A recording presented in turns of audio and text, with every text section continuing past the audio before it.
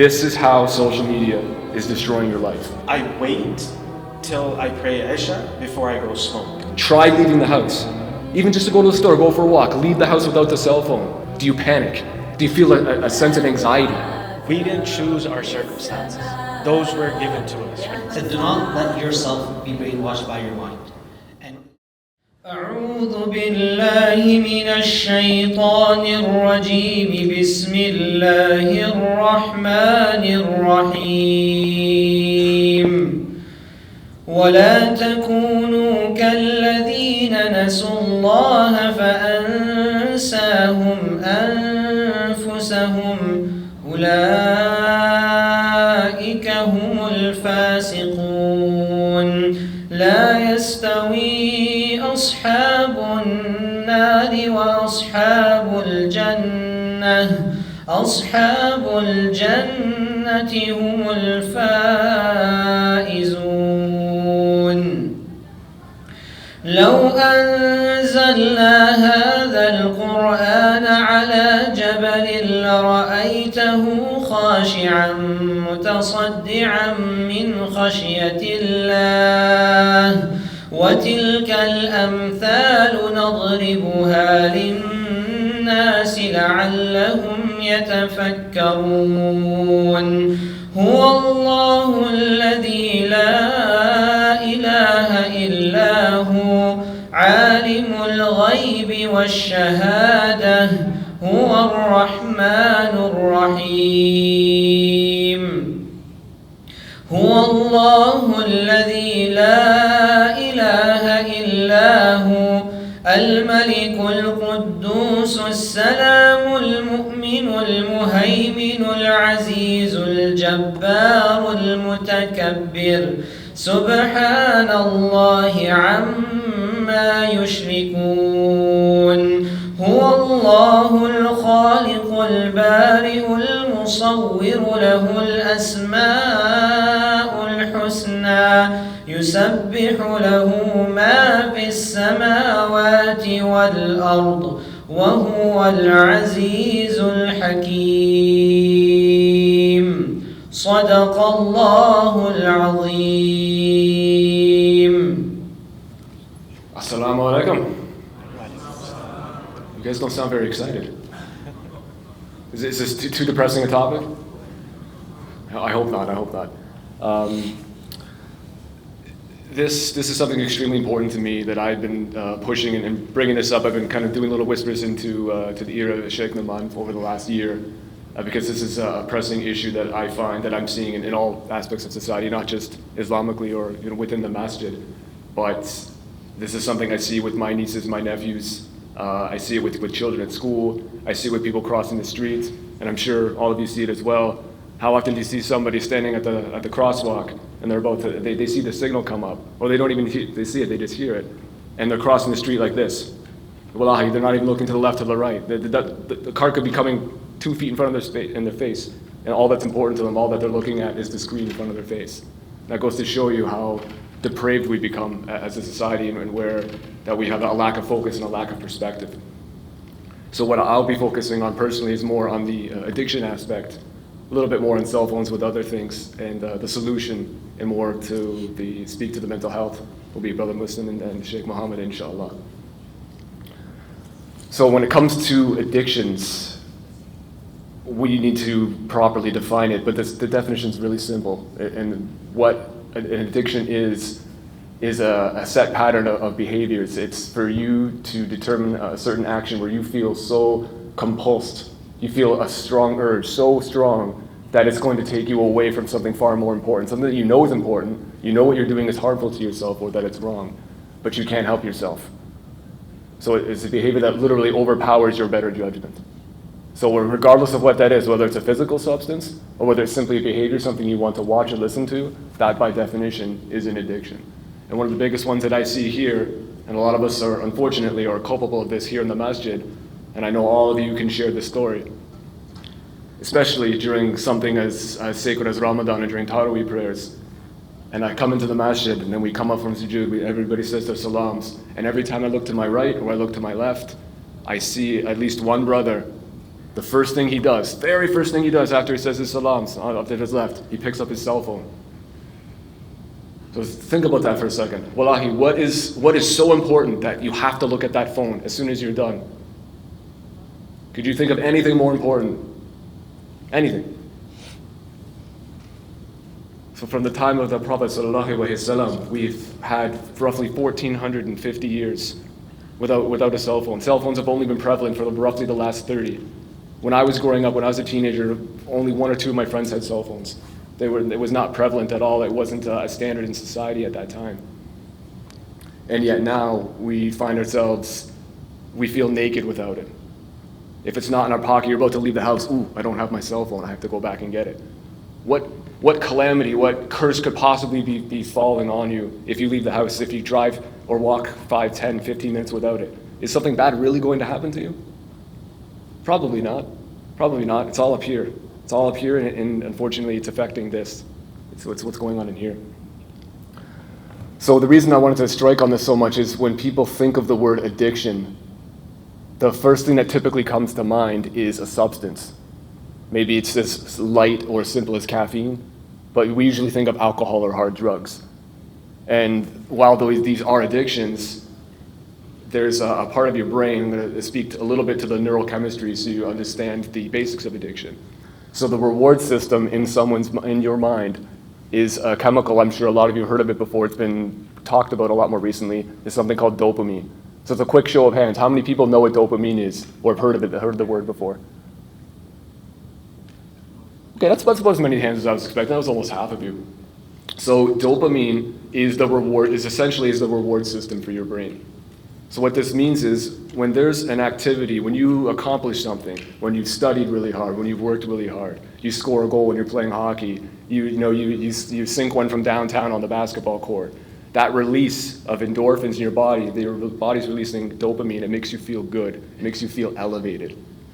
And when you put in a lot of work, when you do something, accomplishment, you memorize a juz, you're trying to memorize the Quran, you're putting in more time studying hadith, maybe spending time at the masjid helping out the community, maybe you're volunteering, maybe you're at the gym, you just did your first set of squats with two plates on each side. You're going to get a huge dopamine release, and these are good situations. Your body's trying to reward you for an activity that is beneficial to you. But the problem is your body can be tricked. And what do I mean by that? Your body can actually be hijacked with certain behaviors to reward activities that are harmful to you, that are not beneficial to you at all. And the issue with this is, and this is why we're seeing this has become more prevalent with our society in the last few years, is we have people who are not just kufr, but these are people who literally have sold their souls. They are the shayateen, and they are promoting these activities. They're promoting these cell phone apps. They're promoting these industries. So while sporting on its own is a good thing, when we want to be able to give our body its right, when we want to spend time with our family, with our brothers and our sisters, you take a look at professional sports, what's supposed to be the apex of the society and who beats best of the best. You take a look at most of these sports, most of these athletes, and you take a look at any of the advertisements. What are pretty much all the advertisements you see? It's for alcohol. It's for online gambling. All of these things are haram. All of these industries are haram. So why do we want to associate ourselves with that? And when you peel back the curtain and you take a look at what's happening at the infrastructure, on a programming level, on a psychological level, that's when you really start to see how evil that this industry actually is. So I want all of you to do a favor and not take my word for it. And you can approach me afterwards if you don't memorize this, or you can put it in your phone. But there is, it's called Motivation Grid. This is a group on YouTube. They put on videos. So the group's called Motivation Grid. And all you have to do is type in, this is how social media is destroying your life. Very simply. And it's a very, very short clip. Wallahi, very short, only 4 minutes. And it will break down for you exactly what is happening during social media use and what's happening up here with the dopamine release. And so what these companies do, whether it's an application for social media or the actual construction of the cell phone itself, and the warnings that it's supposed to give you. And I bet you a lot of you didn't know this. If you go into the settings of your cell phone and you take a look at the warnings, the application, all that really dry, boring stuff that no one would ever look into on their own. If there's a warning in there that actually says that you're not supposed to put the cell phone directly up to your head, to direct contact with your skin. for more than 6 seconds. 6 seconds. How many of you can have a conversation in 6 seconds? Anyone? Didn't think so. But they don't show you those warnings. They're not mandatory. The federal and government studies get pushed through too quickly because there's too much money involved. And that's really where the danger comes in. That's where the facts and the truth comes up, is when you follow the money trail and see who's getting paid and where money is exchanging hands. And that can be seen with industries across the world, not just with what we're talking about tonight. But that's an entirely different subject. So what these companies are doing, whether it's Facebook, whether it's Instagram, whether it's TikTok, if you put an application on your phone, it's advertised as being free. It's free. I don't have to pay any money for it. So why is it free? You have to understand that there's always money involved. It takes money to create something, to put an application on a phone, to have a production facility somewhere else in the world to create a product, to bring a message to you. That all requires time and effort from somebody. That requires funding, it requires money. So why are they giving it to you for free? Because Habibi, that's because you are the commodity, you are the product. They want to exploit you. They want to subvert you, they want to manipulate you. And how they do this is they hire experts. Experts just as educated, just as dedicated as the brothers to my right and my left right now, but they're on the other spectrum. They're not trying to help you, they're trying to hurt you. These are experts in addiction, in human psychological behavior, and they are hired by these application companies to make their applications as addictive as possible. So you don't want to put the phone down. So you want to pick it up and use it again and again and again and again. And how this cycle works is, if you continually get a dopamine release simply by looking at your phone, by getting a like, by, oh, I see that little cutesy happy cat face, or a little heart, and I feel good about that, oh, I've got 50 likes, I got 100 likes today. Oh, I'm sending out this message, it's making you feel good. And wallahi, it does. You get a little bit of a dopamine spike, a very small one. But what happens is every time you get an artificial spike, here's the baseline. And then here's what you go down to. It becomes a roller coaster. Your dopamine baseline levels will always go lower than what they're supposed to be when you're getting that dopamine stimulus when it's not supposed to happen. Especially when you're looking at the cell phone for 5, 6, sometimes 8 or 10 hours a day. Wallahi, that is the average now. Again, don't believe me, look this up for yourself. The average adult person over the age of 20 right now who has a cell phone is spending on average 6 to 8 hours a day. A day. Think of how much productivity you could have in your life if you spent even half of that doing absolutely anything else. Anything else. Doesn't matter what it is. Something physical, something for your family, reading Quran, studying something linear, astrophysics, biology, whatever the case may be. But instead, you want to look at Instagram, you want to look at Facebook. So I argue, and I will postulate that a phone can be just as dangerous as a handgun, and it requires proper training. And the issue is now, and Sheikh Mohammed mentioned this just before when we finished the salah, is that we're in a completely new generation. Things are changing so quickly. It's happening, not even a year has to go by before we're seeing new trends, damaging trends happening within our youth. 6-year-olds becoming addicted to pornography because they're being exposed to something they should never have been exposed to in the first place at a far too young an age. And another name that I would like to mention to you is Dr. Deborah Davis. Now, she does a lot of studies specifically on the physical harms. No, I didn't, that's not typo, I didn't say that by mistake. Physical harms of these devices. So this is a separate topic that I'm not going to go into at the moment, but cell phones give off radiation, and radiation of all types damages your body's DNA. And DNA is literally the instructions for your body, to the magic of which makes it work, directly from Allah subhanahu wa ta'ala.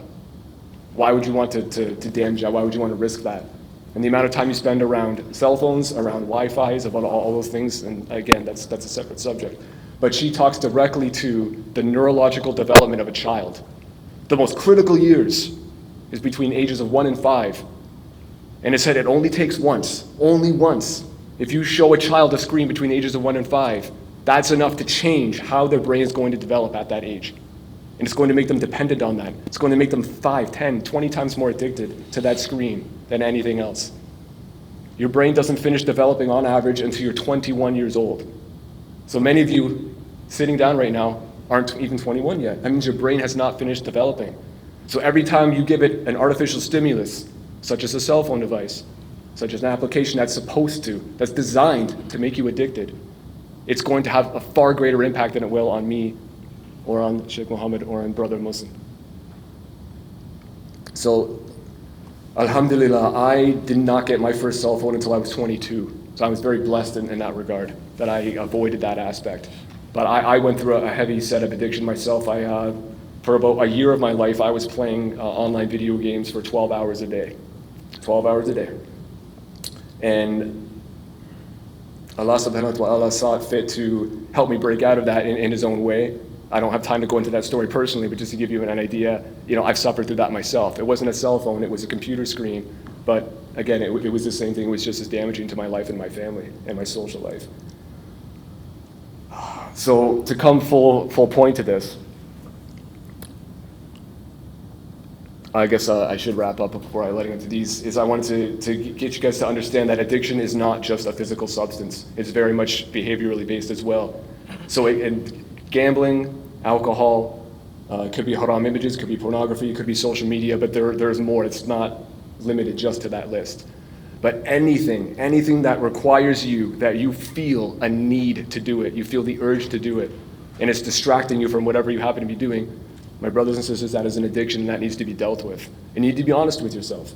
Even if you're lying to yourself, even if you're not honest with yourself, the only, not even a person, but you cannot lie to Allah subhanahu wa ta'ala. He knows the state of your heart, and you need to be able to address that. So whether you come to professional counseling for Brother Muslim or Sheikh Mohammed or anybody else in your communities, if you're ashamed to go to your friends, your parents, you have to talk to somebody. You have to address this, you have to bring this up. Because this is going to affect your iman, it's going to affect your deen. And here's another reason, I'll finish off on this point. This is why I wanted to bring this up, why I feel this is so damaging to our communities. A lot of our parents are immigrants, and they come from a set of cultures that this is very, very alien to them. They think it's harmless. Oh, here Habibi, here's a cell phone. You can stay in touch with me. I can make sure you're okay when you're out. And that's maybe 5 or 10 minutes a day. What are you doing with that phone for the other 8 hours? They have no idea. Wallahi, most of us have no idea what's actually happening with those phones, what it's actually doing to you. Do you think anybody studies the Quran that writes apps for these phones, that programs these? Do you think any of them are studying? Do you think they're praying? Do you think they're even Muslim? Everything that they're doing in their life is haram. And we know from the Quran and the Hadith that the company that you keep is the person that you're going to be. If you were hanging around haram, if you were watching haram, if you were listening to haram, you were going to do haram. And those addictions obviously are not going to help, it's going to compound that. So again, the cell phone is a tool. And if you're trained properly, if you're taught the dangers of it, then wallahi, it's fine, and it can be appreciated for the value that it is. But the problem is that's not what's happening. We're fooling ourselves into thinking that's, we're only going to do so much with the day. But the problem is it weighs on your mind. It's only 2 seconds away. It's in my pocket. It's by my nightstand. All I have to do is reach over and grab it. I can get that gratification right now. I can see who messaged me. I can see what's important, what's not. And it takes a large amount of willpower in order to break that. But the case in point, for a lot of you, maybe some of you don't even know what this is. This is a piece of paper. I wrote down notes for what I wanted to talk about. My cell phone's in my car right now. I'm just curious, show of hands, is there anybody who owns a cell phone that doesn't have it on them right now? I see one hand. Two out of, 100, 150? That's scary. That's very scary, brothers and sisters. And this is how you know you're addicted. Try leaving the house. Even just to go to the store, go for a walk, leave the house without the cell phone. Do you panic? Do you feel a sense of anxiety? Wallahi, that's a problem. That's a very, very big problem. When you can confidently walk away for hours at a time without your phone, okay, then you're not addicted anymore. But until then, it's an issue and we need to address it. Okay. Jazakumullah khairan, Brother Ryan. Bismillah. Salatu wassalamu ala Rasulillah, amma ba'd. So, Brother Ryan touched a lot of the high-level points that are very important for us to understand in terms of the underpinnings of why we do what we do. To change the pace a little bit, I'm going to start with a positive story. And I think, inshallah, like all of us, to try to put ourselves in the brother's shoes, whose story I'm going to highlight. So when he came to me, this brother stated, young brother, he said, Brother Mohsen, I've tried everything possible. Everything and anything that you can think of, I've tried to break my addiction. And this is my wit's end. I'm done. So we said, okay, so we slowed it down, and in a very short window, a very short period of time, 3 to 5 sessions, we were able to get the brother to not just stop the addictive behavior, but to channel that energy into Quran and Sunnah. So prayer, his dua, his attachment to the Quran. And so the reason that I wanted to start with that story, real story, right? That, like, this happened, and he's young, just like the brothers and sisters sitting here. The key point that I want to highlight there is the change came from his ability to accept his true identity. And his true identity is that of a Muslim, first and foremost, right? His belief in Allah subhanahu wa ta'ala, his attachment, his all-knowing, full, when you peel away all the layers that make you you, whatever that is. So you're a son, you're a daughter, you're a wife, you're a husband, you're whatever it is you do, a student, a professional, whatever it is. When you boil away all those layers, at the end of it, if you don't internally feel that your core is the identity of a Muslim, a servant of Allah subhanahu wa ta'ala, who believes in Allah, who trusts in Allah subhanahu wa ta'ala, then there's something that's missing. And so you have to take a real deep stab at what that disconnect is. So that'd be the first point, and that was the change point for this brother.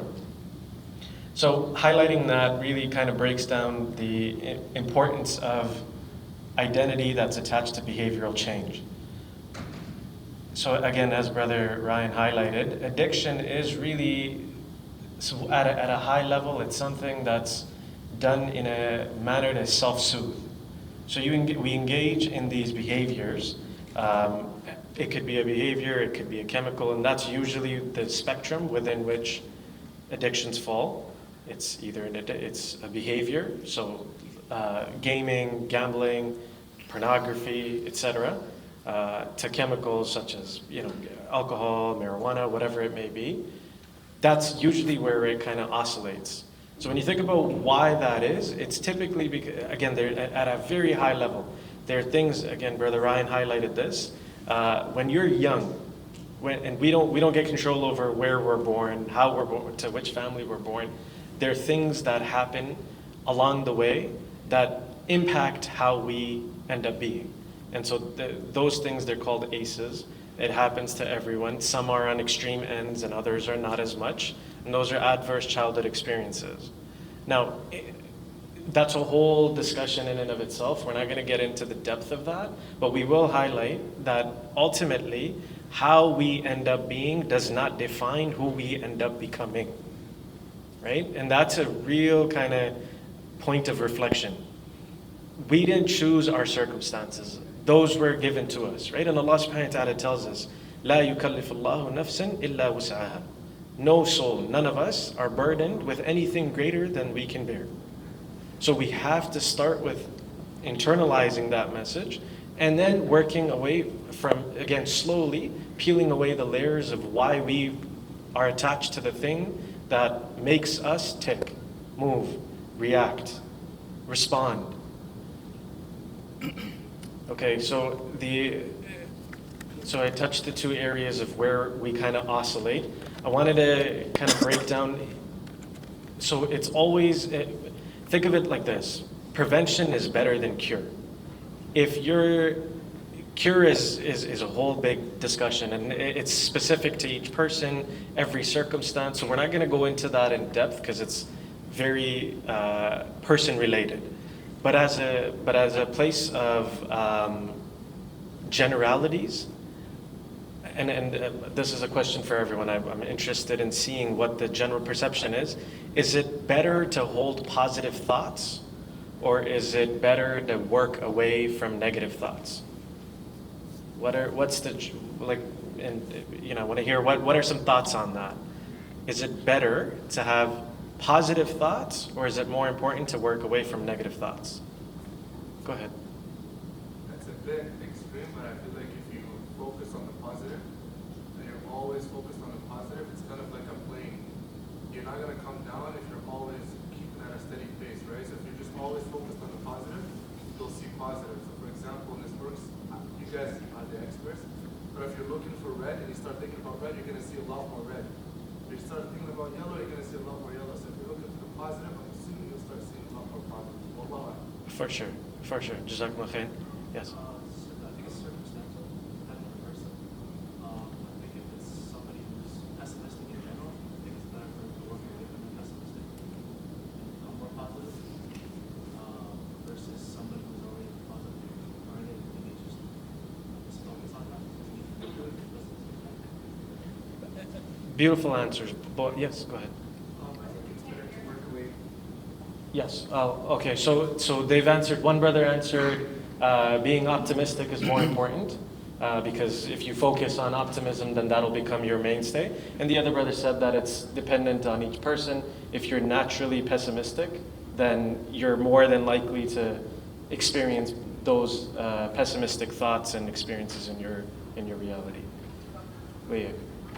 Yes, brother. I think it's better to work away from the negative because it's kind of unavoidable that you're going to go through like trials and tribulations and being able to get up from those. Work away from the negative prepares you to always get up again after going through something. Exactly. And so the brother shared that it's better to work away from your negative thoughts because when you're putting in the work, then inshallah you're able to make progression from there. And so that actually really sums it up. All the answers are accurate.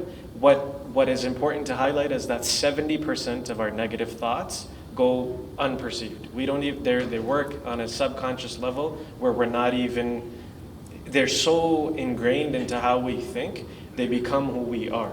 So if you think about it from we operate in autopilot mode for 80 to 90% of our day. Why is that? Because it's utility, right? We're working on making sure that we can kind of get the things that we need to get done without applying too much of our mental space to it. The problem in that is the point that the brother just made. When we don't pay attention to where our thinking is taking us, we're more than likely to get attached to fantasies, to whims and desires, to things that don't serve us purpose. Because our purpose is clear, right? From cradle to the grave, it's to worship Allah subhanahu wa ta'ala. And the dunya, by design, is meant to distract us. And so if we're not conscious of where our perceptions are taking us, it's easy for us to get swayed. And so what I wanted to kind of bring to the forefront of that point is what I would call the 5 C's. And they're very common. And so I want to highlight them for everyone. The first one, complaining. Right? It's a high tendency. We all do it. This isn't something that we have to stop altogether. It's becoming aware.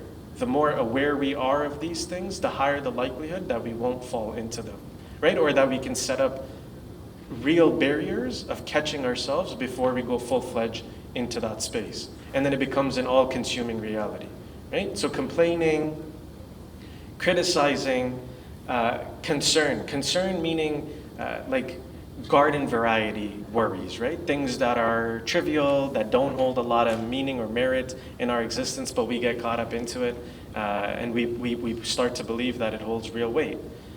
So that would be the third. The fourth is, so when someone comes to us and they're complaining, then we say, yeah, we can relate with that. And so we stay stuck in that space. Right? And then the last is catastrophizing. And again, this is at a high level, everything is perceived as doom and gloom. Right?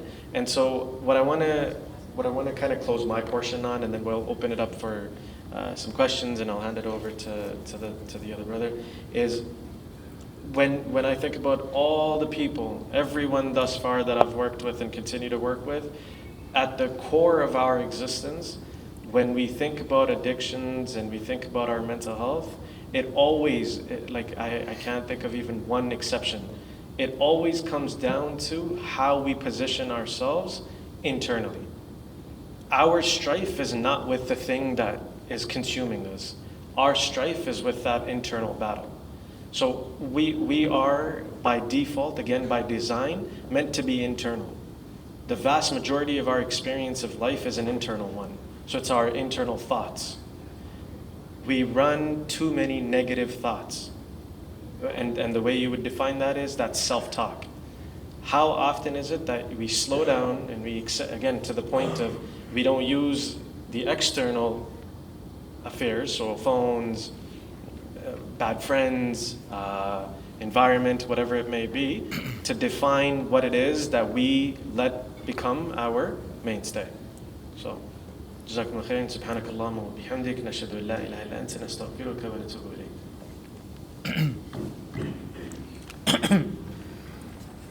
Jazakallah khairan, Brother Mohsen and Ryan. I just want to maybe mention a few points before we open up the floor for some questions.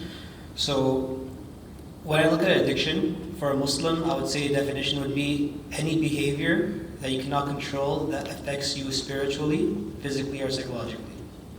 Right? And when you look at the Quran, so I'll give you a few points from an Islamic perspective how to counter this. One of the verses that I feel is very unique and where we can kind of explore this better is the story of Yusuf alayhi salam.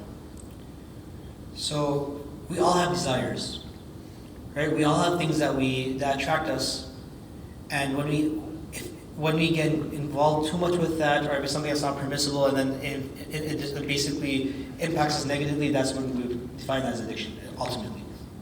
And the story of Yusuf alayhi salam, we have the story where Allah says, وَلَقَدْ هَمَّتْ بِهِ وَهَمَّ بِهَا, that the governor's wife, هَمَّتْ بِهِ, she had these, she like had these desires, and she went towards him.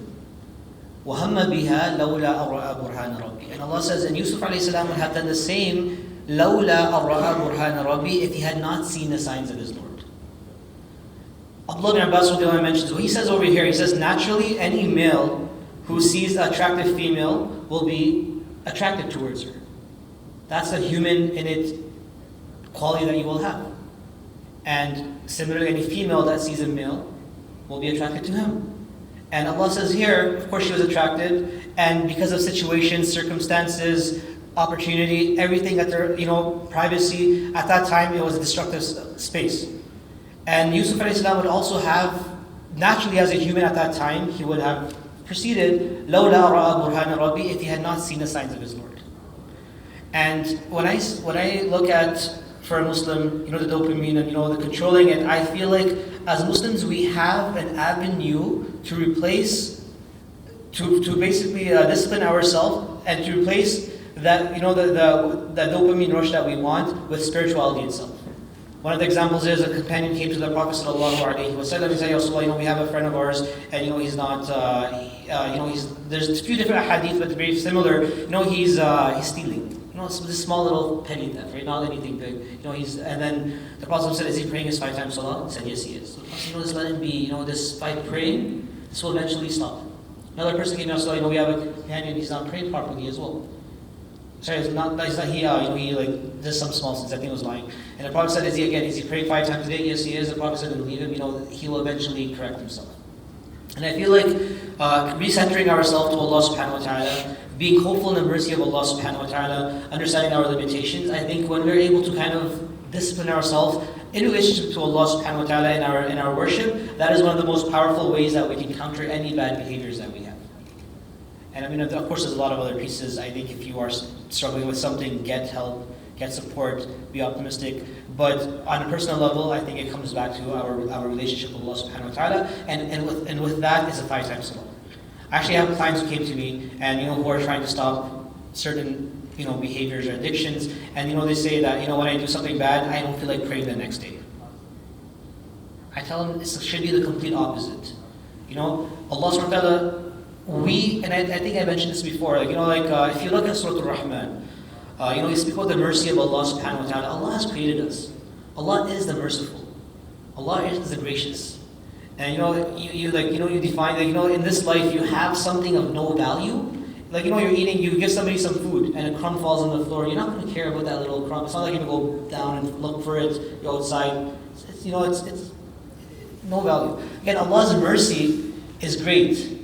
Allah's creation is great. And I think I mentioned this before. When you want to really understand the mercy of Allah subhanahu wa ta'ala, there are more stars in the sky than there stand on earth. Just take a moment to think about that. There's more stars in the sky than there stand on Earth, and Earth is one, it's one planet around the sun, which is a star. We are one creation on Earth right now, and the greatness of Allah Subhanahu wa Taala. And then there's out of how many insan and how many humans were created from the beginning of Adam Islam till the day of judgment, and that to forgive us, it does not impact. يا أيها الناس أنتم الفقراء إلى الله والله الغني الحميد. We are in need of Allah Subhanahu wa Taala. Yes, definitely. Allah is not in need of our worship or our sin that is going to impact Him, is going to negatively impact Him. Allah has created us to worship Him. Allah has given us tests. We have temptations, and sometimes these temptations, whether it's impacting our spirituality, our spiritual health, our physical health, our relationships, that would be a bad habit. If it gets really bad, it becomes addiction that impacts our life negatively. This can be corrected through our spirituality, depending where we are, and in our spirituality, the fundamental theme would be the mercy of Allah Subhanahu wa Taala and discipline. And discipline would start with the 5 times salah. I just want to mention that one point over there. Inshallah, we can open it up to any questions that anyone may have for all 3 of us. So for me, I'll just kind of build on the point that was just made. It doesn't matter what our sin is. Effectively, like what you're describing or any other thought that we're having, it's a sin. Whatever the sin is, it does not negate, unless you're committing shirk, right? Like unless you're outright saying, I don't believe in Allah subhanahu wa ta'ala and or the Quran or the Sunnah or something along those lines, you are committing a sin, and your sin does not block the mercy of Allah subhanahu wa ta'ala. And so if you feel at that moment that I am not worthy of turning back to Allah, that's from shaitan. And you have to force yourself, like I have actively right now with other brothers and sisters, it's not just exclusive to brothers, unfortunately, right? It happens to all of us. I wait till I pray Isha before I go smoke marijuana, or go drink, or go be with my boyfriend or girlfriend or whatever it is, or go online and engage in watching filth and engaging in things that I shouldn't be doing. I wait, and then by the time that I'm done whatever it is that I'm doing and I'm back to a normal state, I don't feel like I'm a Muslim anymore. These are the sentiments. Or another brother where he says, you know what, I started clean in my relationship with the intent of marrying this sister, and for whatever reasons, and that's a whole different discussion, right? Like parents and cultures and whatever it may be, we didn't end up getting married, and so I end up committing zina. And that has now led to me using, with my Muslim girlfriend, drugs together to increase the high, to go further. So we go clubbing, then that's not enough, then we started taking, I think, Molly or some other drug that he's mentioning. So what do I do now, brother? And I feel like I'm in the pit of one of the rooms of hell. That's how he's describing it, his experience. So what his response at that place is no different than where you're experiencing it or any other of us are experiencing it. We have to turn back to Allah. The mercy of Allah subhanahu wa ta'ala does not cease to exist based on our human experience. Allah subhanahu wa ta'ala wrote upon His throne, under His throne, under the arsh, that His mercy supersedes His wrath. And so if that is not enough, there again, the ayat and like that they can be mentioned, that should be the mainstay of the believer. Whatever my sin is, whatever my flaw is, as a human, I recognize that I'm flawed. I have to turn back to Allah. Again, that point of identity. There is nothing. I am nothing without holding to my Islam. Everything else that makes me, it holds no bearing, no value without this. And there is no this without your prayer. So turning back to salah is, I'll put it this way and then I'll hand it over. If you're not praying, you're out of the game. Prayer, your salah is what keeps you in the game. It doesn't matter, you could see yourself as the worst of sinners or the best of people, whatever it is. prayer is a must. Inshallah, that helps.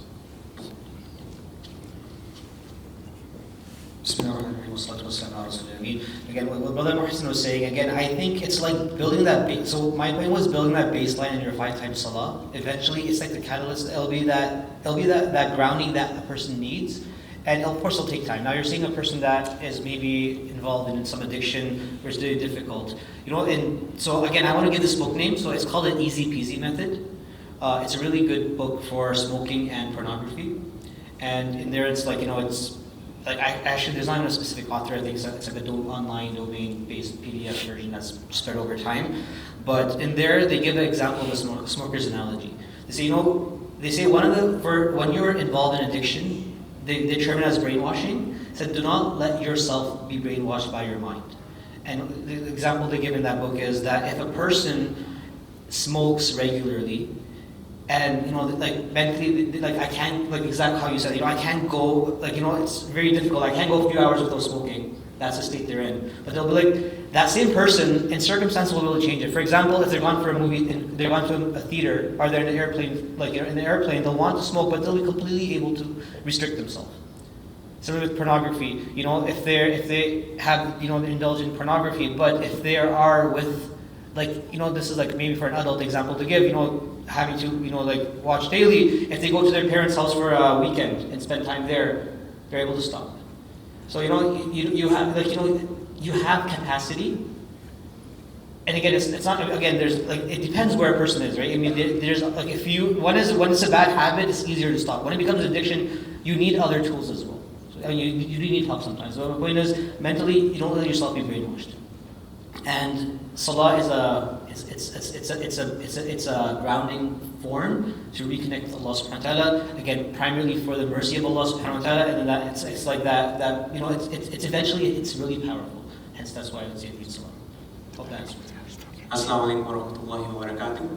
So Jazakumullah khairan for that tip on the 5 times prayer and how that could help change. But what if in the last 10 years there's close individuals in your life and they have been praying 5 times a day, and you've seen that, and you've also seen them recite the Quran on a daily basis, but you've come to the realization and have recognized that it's in their human nature to perhaps talk about addiction, and if you're studying a person, you're around them a lot, let's just say they're addicted, it's in their human nature to backbite, to be a hypocrite, to have ego. So how about that? And you know that they're praying 5 times a day and they're reciting the Quran, but you just have able to recognize, man, this stuff's not going. And you realize that it's a human nature.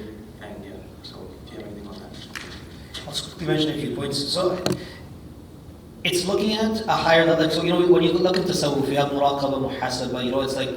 So my point is, if you're actively engaged, you have to have willpower internally.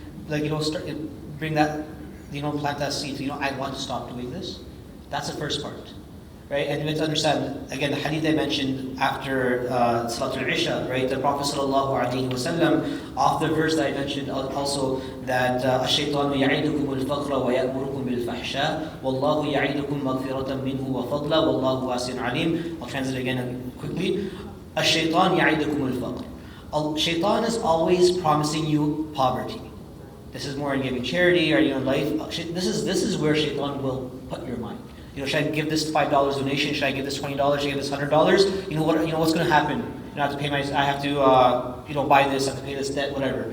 وَيَأْمُرُكُمْ بِالْفَحْشَاءِ, and innately that desire to do bad, whether it's backbiting, whether it's looking at something, whether it's engaging in something whether it's not praying, that will be there naturally. As a human, you will have those inclinations and urges. That will always be there. And that's why again, you're not alone. If whichever level you are at, either it's a bad habit or it's addiction. I mean, losing control it's a bad, right? But in those feelings and thoughts, you're not alone. And this is what you will go through. The Prophet ﷺ saying, the Quran is saying this, and then Allah says, "Wallahu ya'idukum maghfirah." But Allah at the same time is always promising you forgiveness. Wa fadla and fadl. So, what's the dua when you enter the masjid? Allahumma aftah li abwaaba rahmatik. What's the dua when you leave the masjid? Allahumma inni as'aluka min fadlik. The scholars, they speak about it.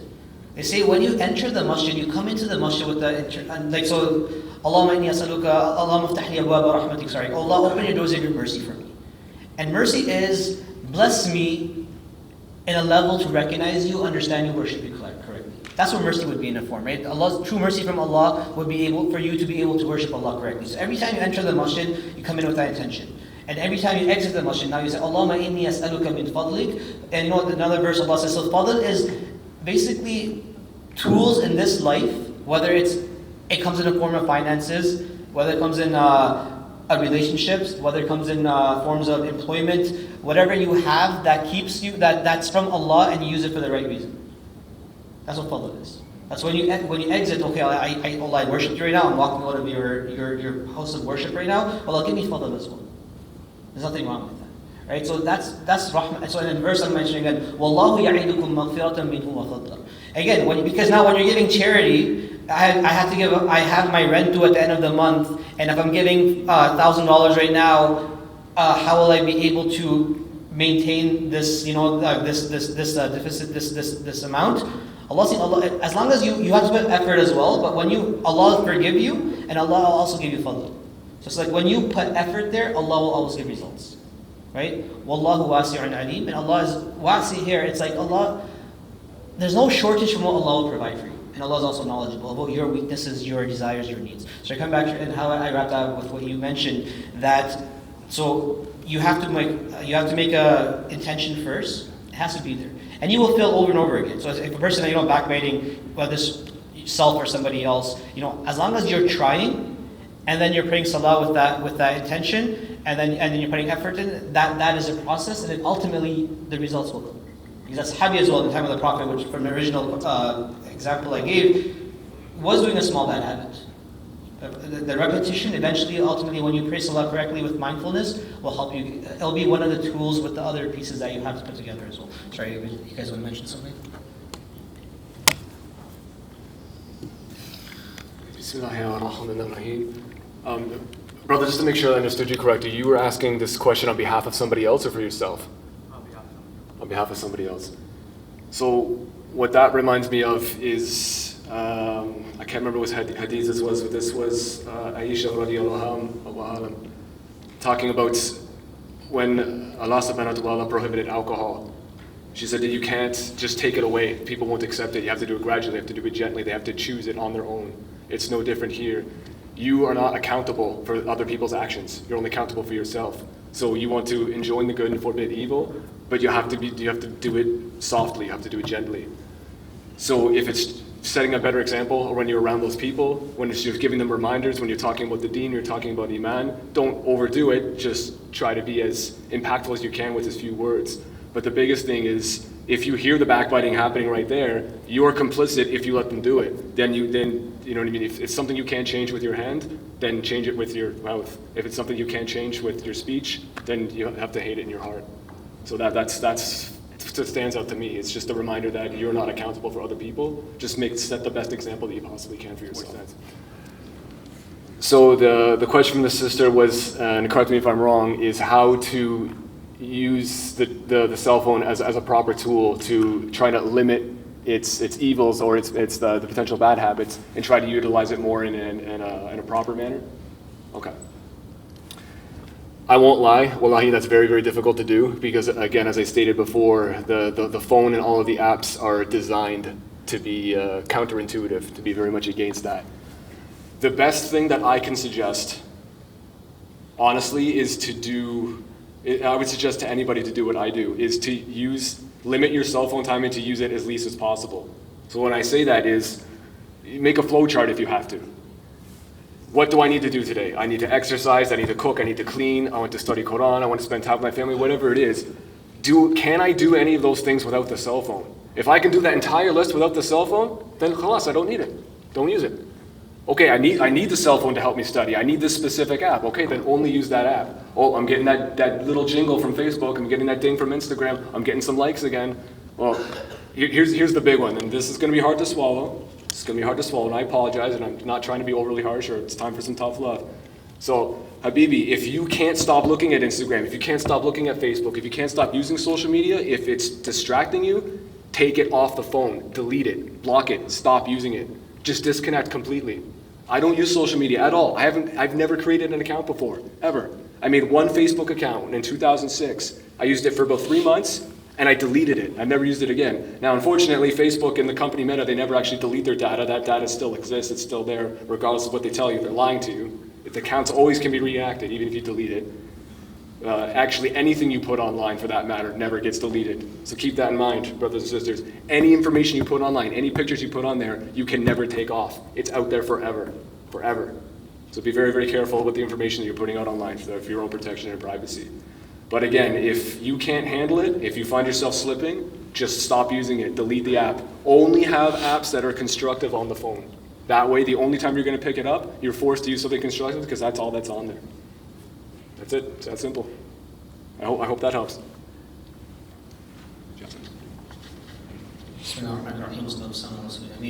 So again, what I'm saying, I just want to clarify, if a person is addicted to a behavior or a substance, salah is one of the tools out of the many tools that are needed. But I feel like when I mention salah, I feel like it's like the recipe of having hope in Allah subhanahu wa ta'ala. It's the first part of it. Allah, you can forgive me. Allah, you are the most powerful. Allah, you can, and you can, if you can create the world, you are the Khaliq and the Fatir, right? So when you look at the words of Allah, it's good to kind of understand some of these. So Fatir means, Khaliq means creator. Fatir again means creator, but it means creator out of nothing. Meaning there was never an example, replication in any form of something, like creating. So Khaliq is creator as well, Fatir is creator, so creating something that was never in any form there before. So Allah, if you are Khaliq and you are Fatir and you are Rahman, and I have this behavior that I can't stop, well, Allah, I'm coming to you, I'm worshiping you, and I'm asking you to help me bring change. It's a mindset of that you can, so example I gave for the brainwashing in the earlier one, you don't let yourself be brainwashed. Be hopeful in the mercy of Allah subhanahu wa ta'ala. With that, because a physical reminder will come with your 5 times daily prayers. That will bring the steadfastness and istiqamah, and then with that, whatever other tools you need. So I think, again, if it's for whichever substance, whatever it may be, if it's substance abuse, changing environment, changing, restricting, finances, ease, whatever it may be. If it's online, pornography, it's, restricting phone time, and or even times you go on. So I mean, you have to take other efforts as well, but I feel Salah is a foundation in that. Many times people don't look at Salah in that form. And in Salah, what I mean is praying Salah to Allah as a form of therapy in itself, where you are asking Allah to have mercy upon you and help you bring that change, right, in your daily Salah.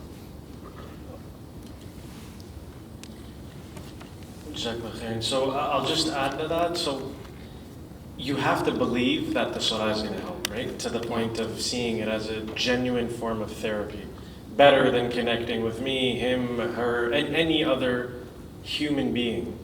When you go to pray, when you say Allahu Akbar, you got to remind yourself, even before that, when you're making your wudu, remind yourself that my sins are dropping with the water, right? As it's coming off your body.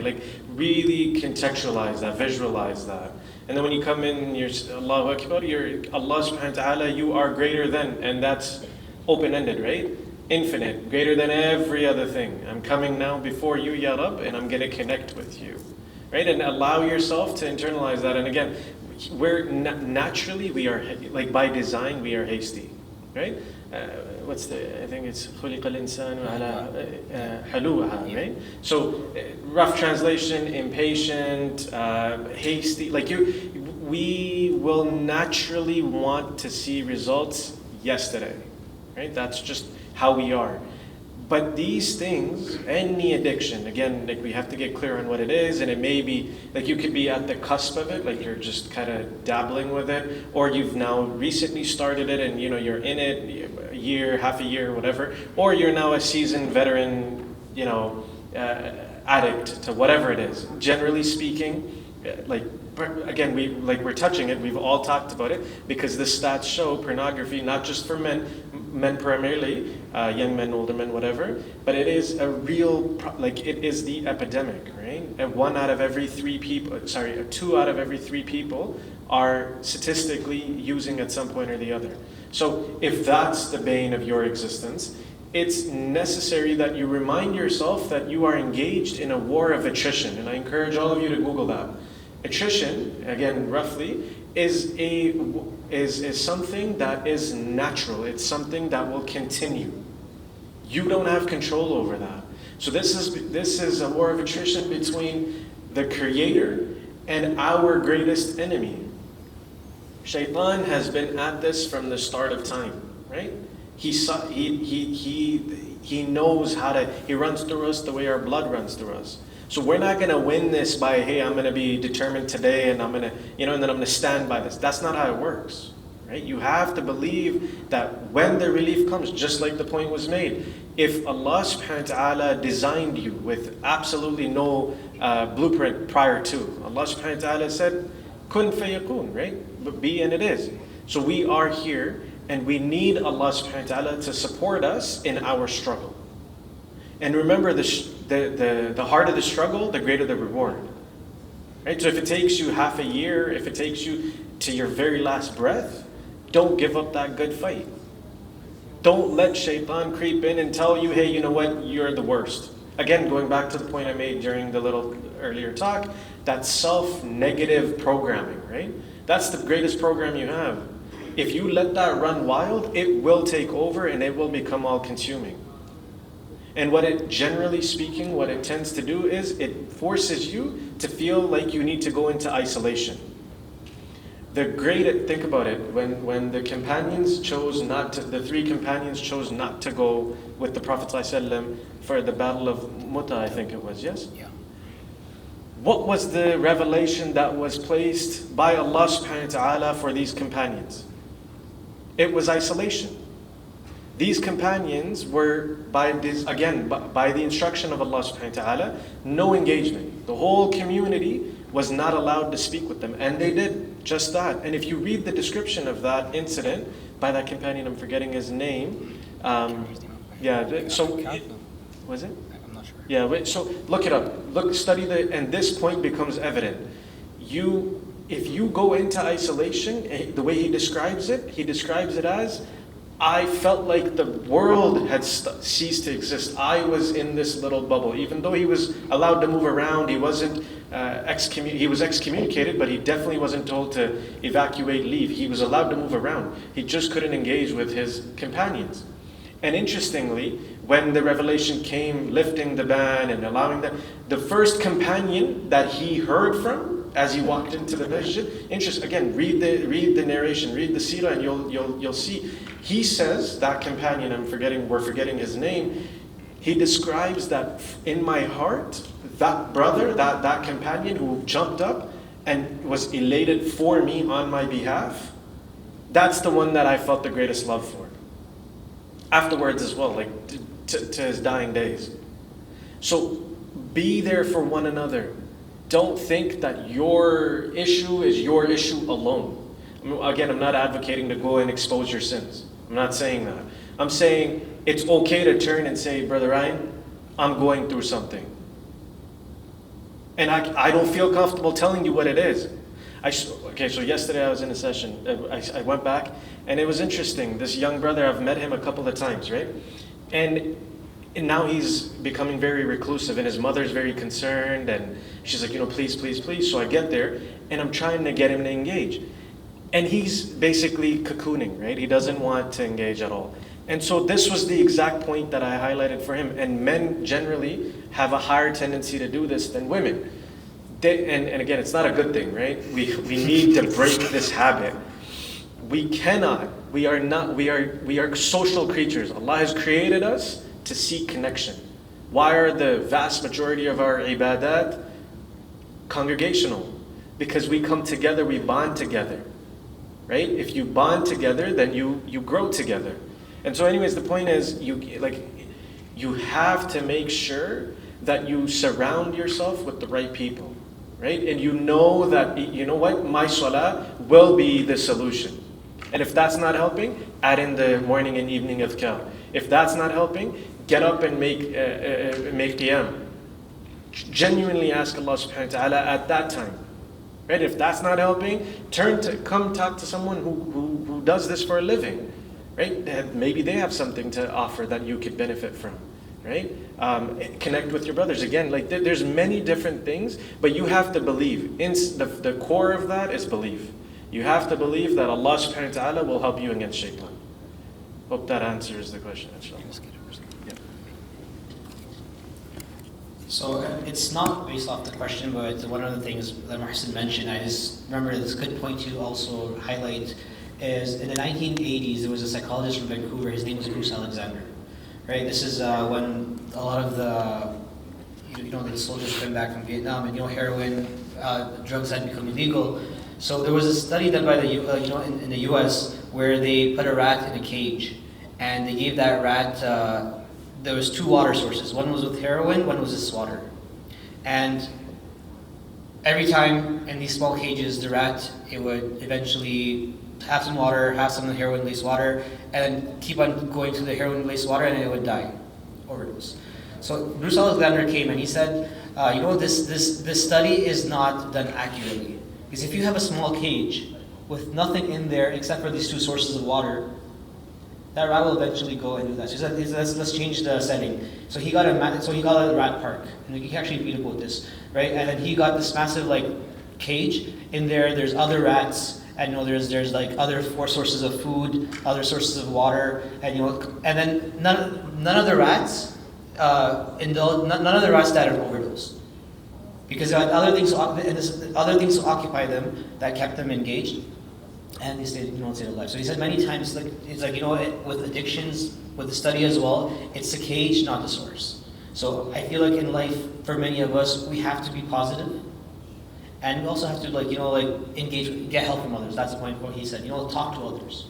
Change your environments, change your settings if you can, or try that process, and that helps many times.